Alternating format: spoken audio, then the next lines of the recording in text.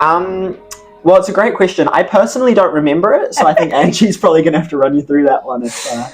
We met nearly 20 years ago, actually probably a little bit longer than that if you take it back further, but James is my son. So we've known each other for a good couple of decades. I think, one of the things we both really appreciated was just that immediate level of trust. Like usually going into a job or, starting a team together or starting any kind of business together, you need to build up that trust over time, but we kind of had that from the jump, which was nice. I think one of the great things about working in a team with James is that we truly know each other's strengths and weaknesses inside and out. So it means that we've been able to set up our team to really work to both of our strengths, and I think that benefits our clients immensely.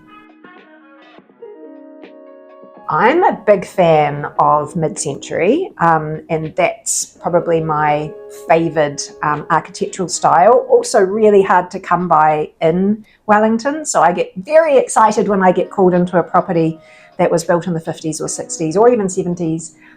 So that would be my favourite style. Yeah, I'm sure it would surprise no one to hear that I'm pretty heavily influenced by my family. And so obviously everyone in this house has a love for that era of design. My sister makes a lot of art that's inspired by that era of design. But I also love early 1900s and late 1800s homes, which there are plenty of here in Wellington. And I love that villa style, and it's a style of house that, we've lived in and so feels quite familiar and homely to me. There's not a huge amount of time for interests and hobbies outside of real estate. To be quite honest, we have one day off a week. So the way I like to spend my 24 hours of free time is often really ploughing deep into all the magazines that I've bought over the preceding week. And I love looking into design, architecture, interiors, landscaping, and wherever possible, applying some of those things to our home. I'm really into fashion. I think our whole family is quite into fashion. So I spend a lot of my time searching for clothes. And then I'm also really into music. So I'll always be listening to music while doing work. And it's one of my favorite things to do to pass the time. I'm actually going to have to think about that. Oh.